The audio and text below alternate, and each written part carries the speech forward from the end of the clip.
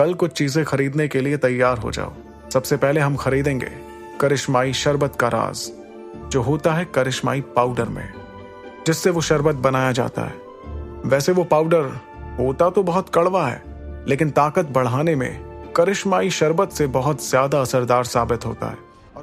ध्रुव की परेशानी सुनकर भी विदुर को कोई फर्क नहीं पड़ा। वो तो कुर्सी पर बैठकर मुस्कुरा रहा था। उसे देखकर ध्रुव समझ गया कि अब जो कुछ भी करना है उसे ही करना होगा।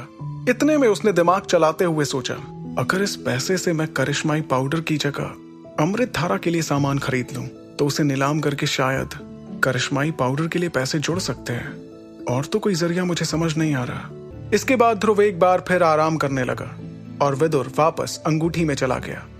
अगली सुबह ध्रुव चुपचाप शौर्य दल से अलग होकर अमृत धारा के लिए जरूरी सामान लेने चला गया। ध्रुव को समझ आ गया था कि उसके पास जितना सामान था उससे 7 अमृत धारा आसानी से बनाई जा सकती थी। फिर एक सुनसान खुफिया जगह पर ध्रुव और विदुर ने अमृत धारा बनाना शुरू किया।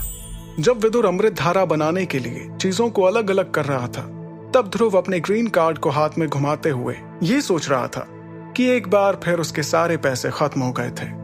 इस बार विदुर को करीब 1 घंटा लगा और उसने सारी अमृत धारा बनाकर तैयार कर दी थी।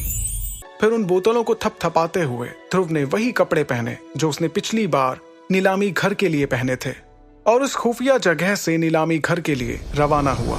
आखिरकार जब ध्रुव नीलामी घर पहुंचा तो पिछली बार की ही तरह वो इंस्पेक्शन रूम गया, जहां उसे सायरा भी मिल गई। खुद की पहचान छुपाते हुए ध्रुव ने अपनी पीठ पर से 7 बोतलें निकाली और सीधे सायरा के सामने की टेबल पर रख दी। सायरा इस वक्त 7 अमृत धारा से भरी बोतलों को देख रही थी। वो इतनी सारी अमृत धारा एक साथ देखकर हैरान हो गई थी। तभी उसका ध्यान खींचते हुए ध्रुव ने खांसना शुरू किया। उसकी खांसी सुनकर सायरा होश में आई और सारी बोतलों को खोलकर एक एक करके सूंघने लगी। बोतलों को सूंघने के बाद वो समझ गई थी कि ये सारी बोतलें असली अमृत धारा से भरी हुई थी। खुद चेक करने के बाद उसने ये बोतलें चरक गुरु को पकड़ा दी, जो वहां के सबसे बड़े हकीम थे। चरक गुरु ने सायरा से अमृत धारा लेकर एक एक बोतल को खोलकर उसे देखा, सूंघा और एक बूंद अपने हाथ में लेकर उसे चख कर देखा। इतना करने के बाद उन्होंने ऐलान किया, 7 बोतलों की अमृत धारा बिल्कुल असली है।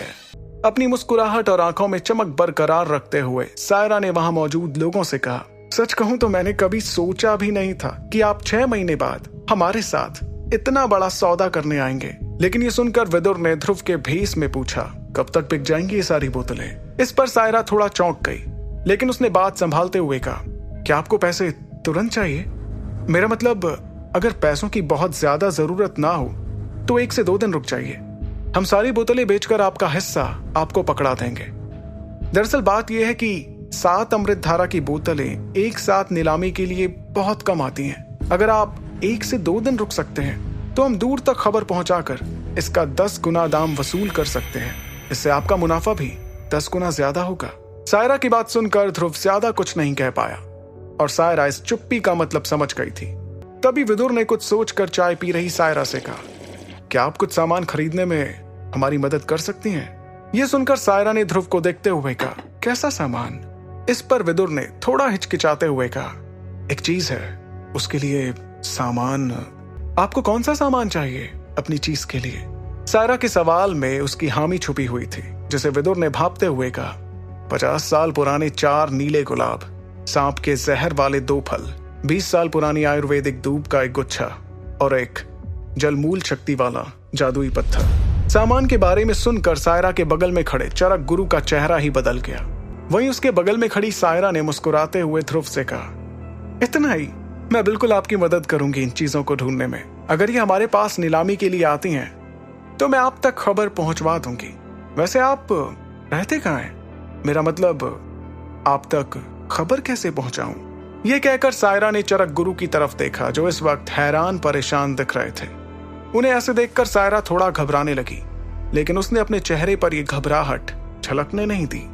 तभी ध्रुव के भेस में विदुर ने कहा, मुझ तक खबर पहुंचाने की कोई जरूरत नहीं। अगर कोई भी सामान नीलामी के लिए आता है तो आप हमारे हिस्से से उसकी कीमत काट लीजिएगा। मैं 2 दिनों में यहाँ वापस आऊंगा। वैसे भी मुझे कुछ जरूरी काम है जो मैं इन 2 दिनों में कर लूंगा।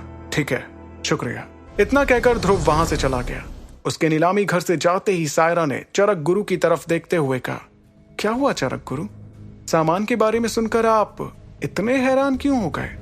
सायरा की बात के जवाब में चरक गुरु ने अपना सिर हिलाते हुए कहा, जहां तक मुझे पता है ये सारा सामान सिर्फ एक ही चीज बनाने के लिए काम आता है, और वो है करिश्माई पाउडर।